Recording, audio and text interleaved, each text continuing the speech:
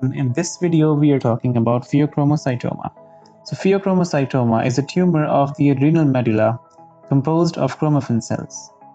10% are familial, 10% malignant, 10% multiple. Now we'll focus on the adrenal medulla, which secretes epinephrine and norepinephrine.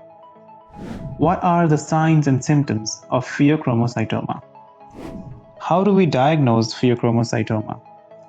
Initial tests include catecholamine or metanephrine levels in a 24-hour urine sample. How do we treat pheochromocytoma? The definitive treatment is surgery. Alternative therapies such as metyrosine are also available. That's because catecholamine-producing tumors can also develop in the sympathetic ganglia present alongside the aortic bifurcation.